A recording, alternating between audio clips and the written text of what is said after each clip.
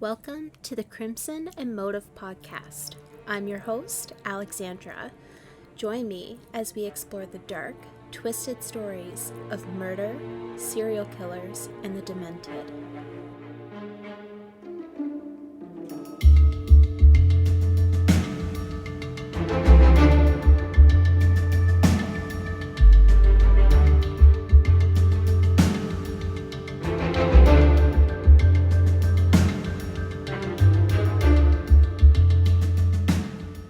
Hello, everyone, and thank you so much for joining me on today's episode of Crimson and Motive. Before we begin, I want to give out a few honorable mentions.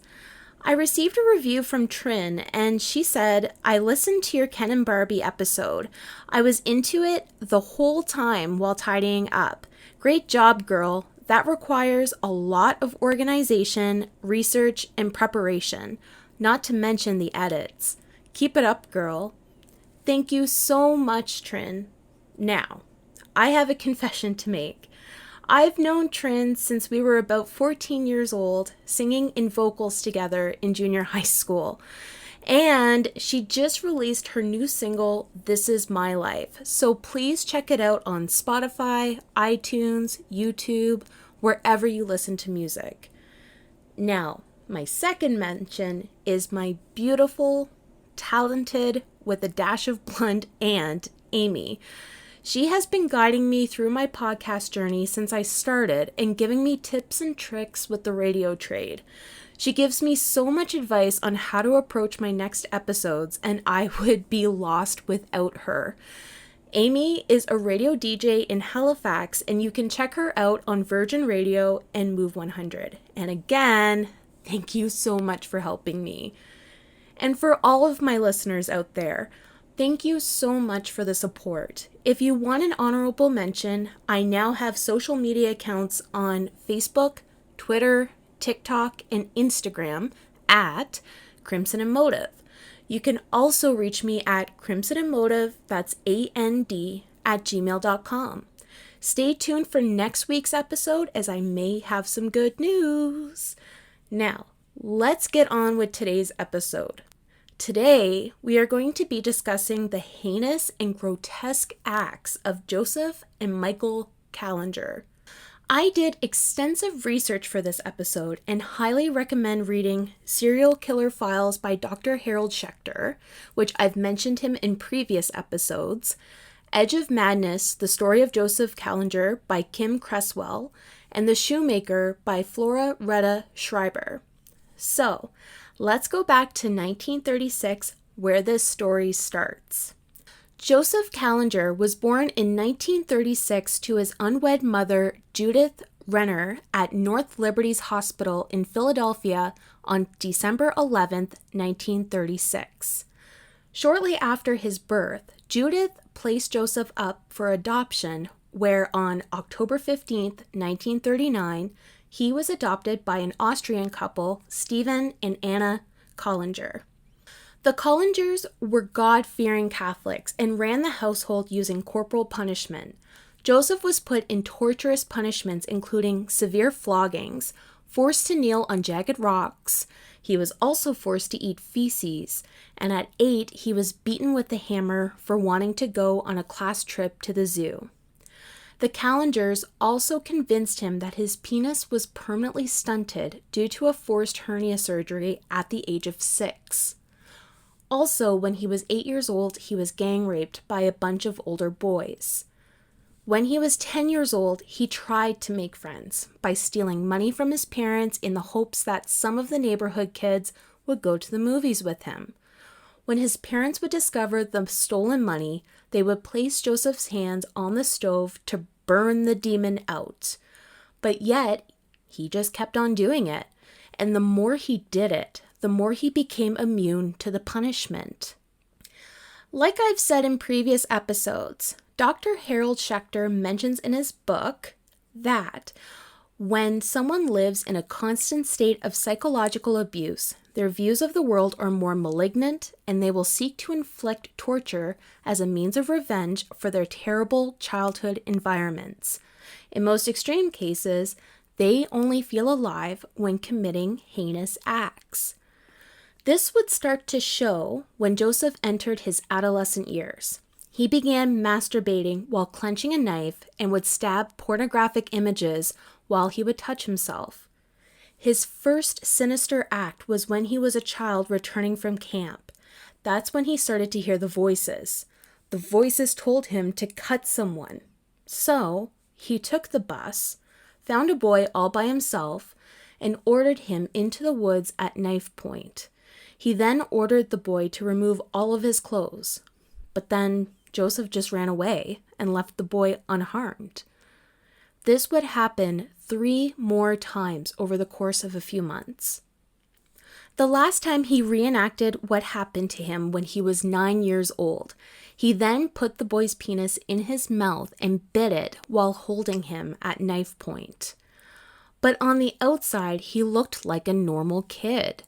Joseph wanted to be a playwright, and he played Ebenezer Scrooge in the 9th grade. He finally managed to convince his overbearing parents to let him join the theater. This is where he would meet his first wife, Hilda Bergman. They were quickly married at 17 and had 2 children. But in 1951, he began hearing the voices again. Joseph believed that God gave him a mission to heal and save people through his feet. With this invisible voice, anyway, he conducted over 40,000 experiments.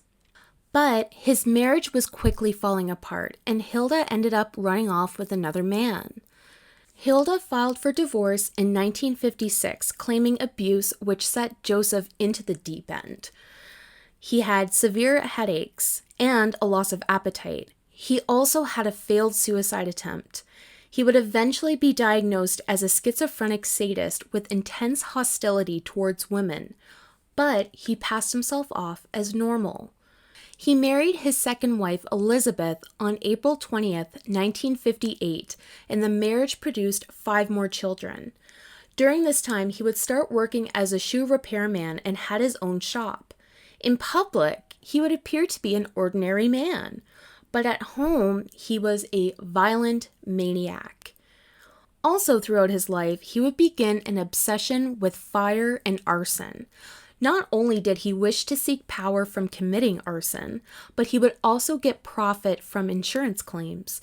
He would be charged after his 4th crime, but it would be later dropped due to the lack of evidence. The children would be subjected to punishments similar to the ones he would receive when he was a child. It would not be until 1972 when 3 of his children would come forward to the authorities, who were Mary Jo, Joseph Jr., and Michael. Mary Jo alleged that she received punishment for a small thing that resulted in being branded by a hot spatula on her thigh. She also displayed crisscross lacerations on her buttocks. Joe Jr. had bruising on his forehead, a black eye, and bruising on both hands. Michael alleged he was beaten with leather soles from the shoe shop, belts, and a handle of a hammer. Kallinger was arrested that very night, and since he could not afford the $75,000 to post bail, he stayed in jail for 7 months. While in prison, he was ordered to forego psychiatric evaluations, and they determined that he was a paranoid schizophrenic with an IQ of 82. He was eventually sentenced to probation with mandatory psychiatric treatment, and Mary Jo was removed from the home. But the children ended up recanting their statements. Mary Jo had a letter dated February 1974 that stated she made the whole thing up to the police because it was, quote, something I said to make them scare you, as in Joseph, into letting me have some fun. Regarding Joe Jr., there were 2 diaries belonging to him that repeatedly said, I hate my dad, and one area that states, maybe I can get my brother and sister to put him in jail. It would be easy to say dad did it. I have the markings. But it was later determined that his black eye was from a street fight and the bruised hands were from boys stepping on them. Joe Jr. was then declared incorrigible and was committed to the Eastern State School and Hospital for 4 months. In 1974, Joseph's psychosis was getting worse. He began hearing a particular voice from an invisible floating head named Charlie. Charlie commanded him to start murdering and castrating young boys. He would also seek the help of doing this from his 13-year-old son, Michael, who jubilantly agreed. The first murder took place in July of 1974. Joseph and Michael lured a young Puerto Rican boy named Jose Collazo into an abandoned factory. They stripped him naked, gagged him with socks, and castrated him. They then shoved a pair of shears into his rectum. Young Jose would die of asphyxiation, and the heinous duo would leave with Jose's dismembered penis. His body would not be discovered until July 7th. A month later, in August, Joseph took out a hefty insurance policy on both Michael and Joe Jr. Why he did that would come out later on in the month. Their second attack was on his 12-year-old son, Joe Jr. According to Joseph, it had something to do with him being a homosexual and a test for Joseph to kill his family after he eradicated the entire population so he could become God after he finally killed himself. Joseph and Michael took Joe Jr. to an abandoned rug factory and lured him into the cellar. They then would chain his hands and feet to the ladder and plunged him into a stagnant pool. But after 5 minutes, Joseph had a change of heart. Anyway, he tried to pull Joe Jr. out of the water and unchain him, but it was clearly too late and he was already dead. On July 28th, Joseph reported Joe Jr. missing as a runaway. The body would later be discovered on August 8th. When Joseph attempted to file an insurance claim on his deceased son, the insurance company denied his claim due to suspected foul play. In the fall of that year, Joseph and Michael began changing their MO to burglaries in New Jersey, Pennsylvania, and Maryland. Their prime targets were females and would steal their money, jewelry, and small appliances. On November 22, 1974, in Lindenwold, New Jersey, a 21-year-old mother of two answered her door and was approached by Michael, asking if she would be interested in buying some cufflinks and tie clips. Just for the record, he stole those from a few houses down. She ended up declining.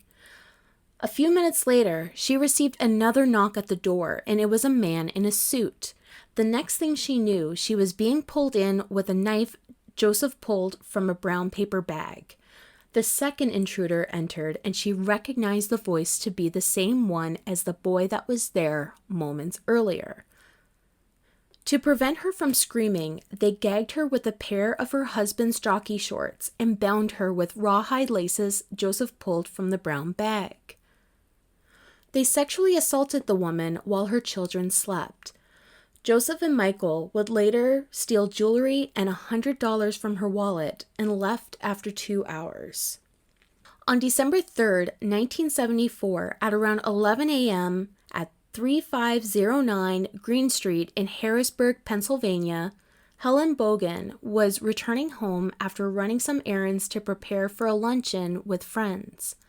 As soon as she opened the door, she was snatched into the house with a knife to her throat and forced into her bedroom where she was bound with Joseph's rawhide laces. But then Helen did something I probably would have done.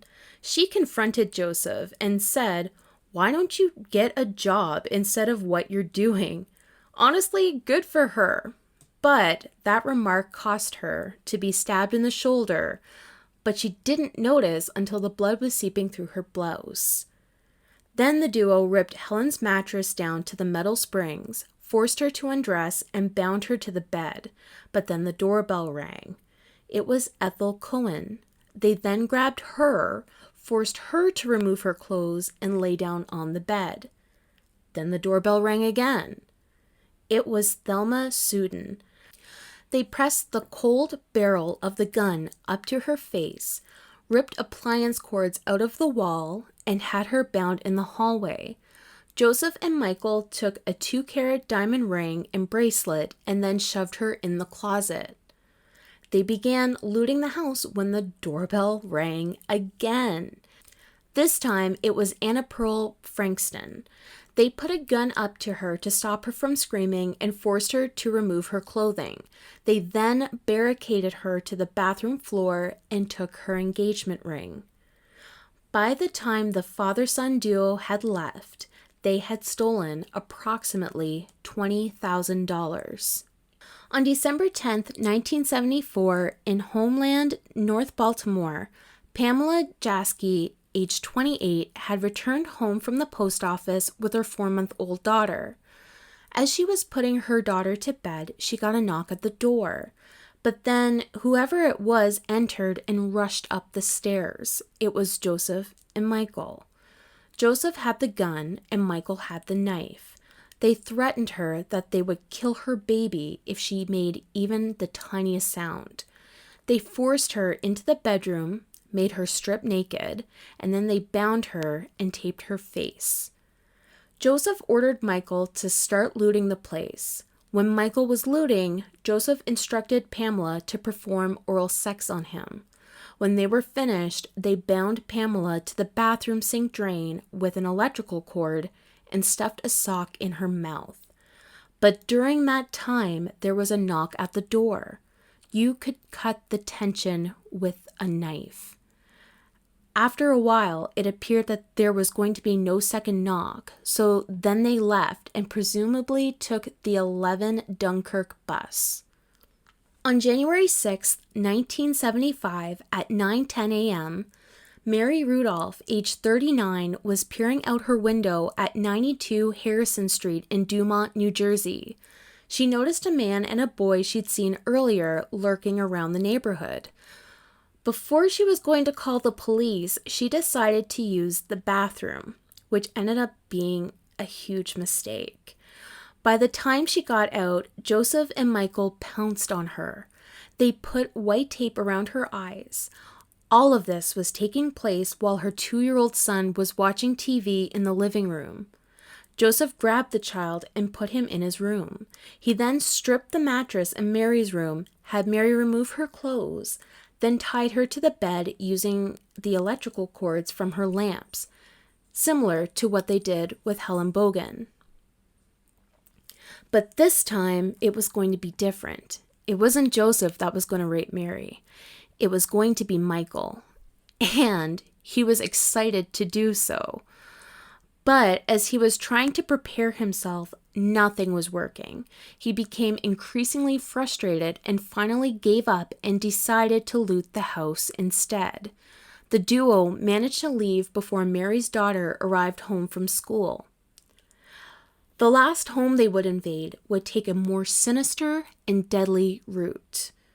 On January 8th, 1975, Edwina Wiseman, age 26 and known as Dee Dee to her friends, lived at 124 Glenwood Avenue in Leonia, New Jersey. She just finished feeding lunch to her 4-year-old son and was vacuuming while her grandmother, Blanche Smith, was resting upstairs.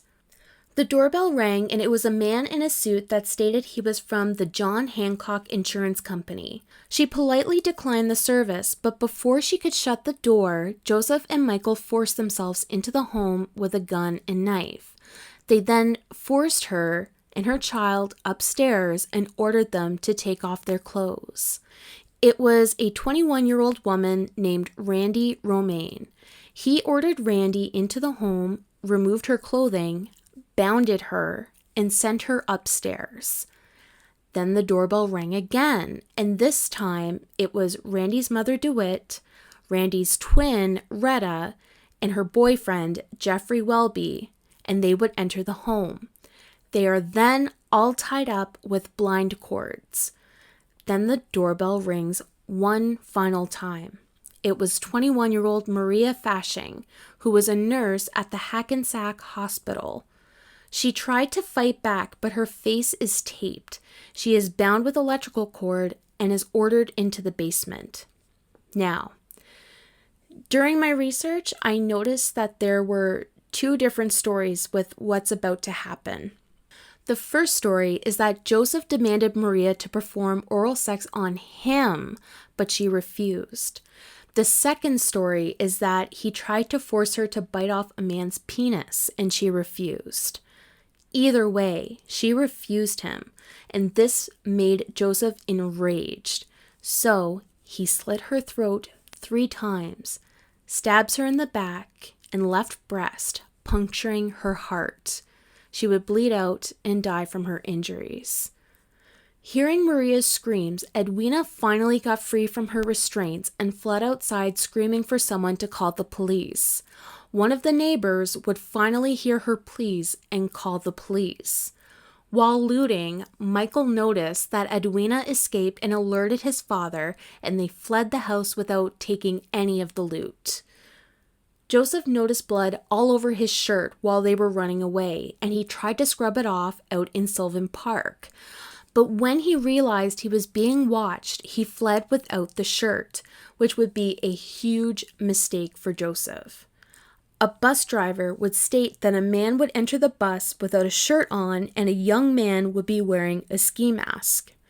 After all of the looting from all of these houses, Joseph and Michael ended up stealing over $600,000, and this was between 1973 and 1975. The police began their investigations immediately. They collected fingerprints in the house and was even tipped off by Eva Rumi about the shirt in Sylvan Park. When the police examined the shirt, they noticed mud and blood stains, a laundry mark, and the lettering Kallinger with 1 L. They linked the shirt to the Berg brothers in North Front Street in Kensington, Philadelphia, but the worker had no clue who would have purchased the shirt. So they went around to different stores and hit pay dirt when they asked the owners of Bright Sun Cleaners. The owners immediately recognized the shirt to be Joseph Kallinger's, who lived above his shoe shop. When the police asked why the misspelling of the last name, the owner said that the machine could only handle 8 letters, so they dropped one of the L's.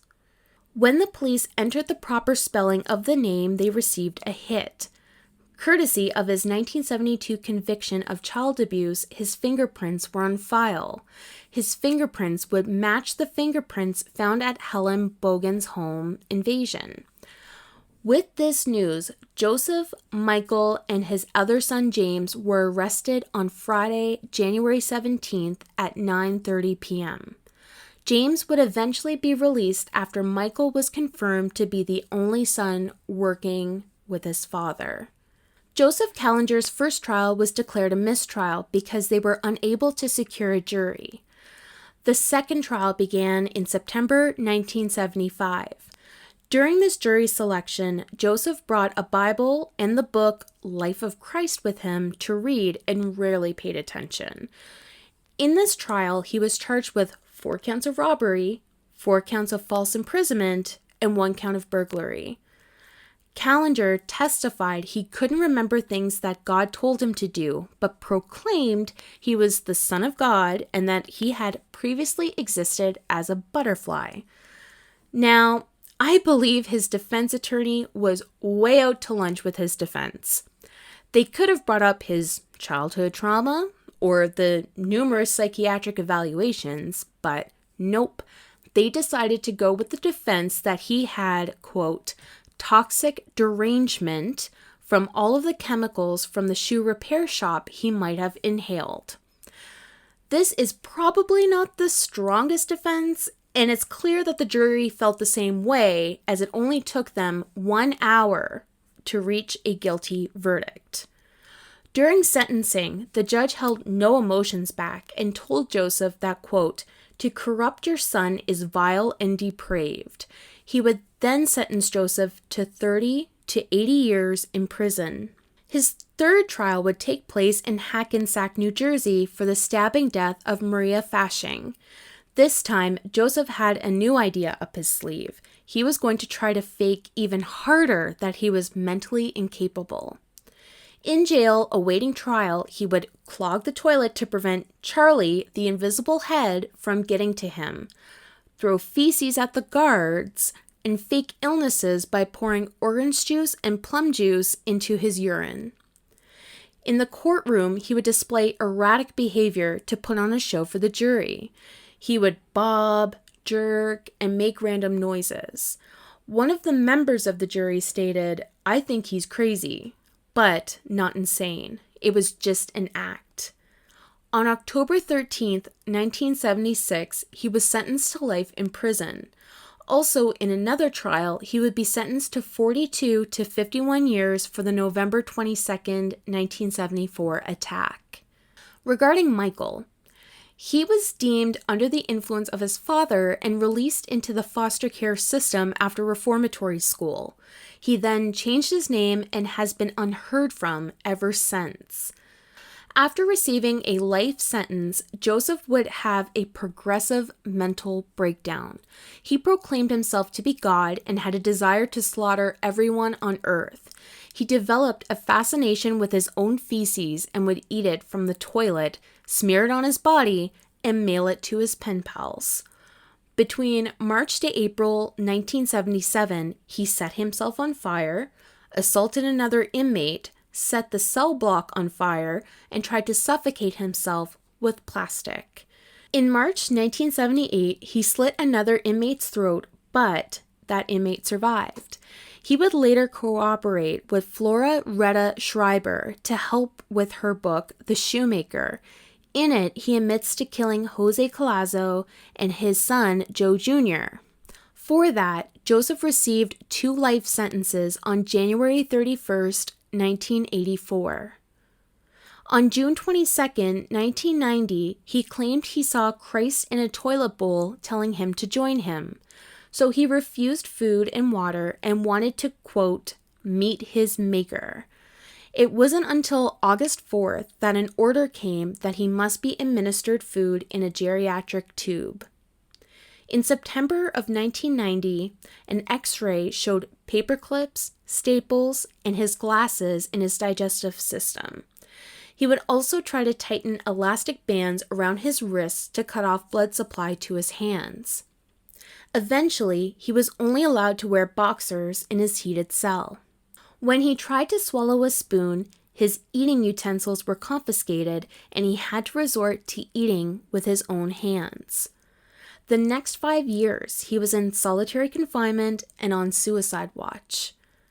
TV host Geraldo Rivera interviewed him, and Joseph admitted he killed his son because he was testing killing 300 million people, then his family, and then after he killed himself, he would become a god. He admitted that killing was wrong, but it was okay if he did it, and had no issues with telling Rivera that he would kill him too. He would also state in the interview that he still suffers from hallucinations to the point where he cut a fellow prisoner's throat with a razor. Joseph Kallinger died at 3 a.m. on March 26, 1996, after having seizures and choking on his own vomit. So, regarding his motive, I don't necessarily buy it. I completely agree with people when they believe it was all an act. I think so too. Joseph Kallinger claimed that he heard voices from the very start wanting him to eradicate the human race. Okay, so he did with the first 2, which, might I add, were young, vulnerable children. But then he just stops and switches to looting and rape instead? If he did have the voice being God this whole time, and he was just following his word, then how come he didn't murder everyone in the homes he invaded? I personally believe it's because Joseph Kallinger was considered a disorganized serial killer. What is a disorganized serial killer, you might ask? Well, Dr. Gabriella Simon, in her article, The Traits and the Thrill of Serial Killers, states that the traits of the disorganized ones are as follows: low IQ, impulsive, murder when the opportunity arises, rarely dispose of the body, usually leaving the body where they found it, introverted, lack of friends, withdrawn, lonely, little interest in hobbies and social interactions, lack of premeditation, does not specialize in a certain victim type, pounce on the victim without any warning. After the death of the victim, they make rituals such as maiming, cannibalism, and necrophilia. They are in motion all the time, therefore easily avoid being captured, seem weird and odd to acquaintances, not aware of the consequences of the murder. Sometimes they have murky memories about the victims, sexually perverted, feel anxiety during the crime, make mistakes during the perpetration, deform the corpses. In some cases, the organized features turn into disorganized ones as the number of murders increases. In the beginning, they act cautiously, yet as soon as their compulsive behavior overcomes them, they become careless and impulsive. I mean, Joseph Kallinger makes a perfect case for this, and due to his history, hits almost all of the points on this chart. But I want to know what you think, so reach out to me for an honorable mention. You can find me on Facebook, Twitter, Instagram, and TikTok at Crimson and Motive, or email me at crimsonandmotive, that's AND, @gmail.com. And this concludes this week's episode. Have a great weekend, everyone, and I will see you next week.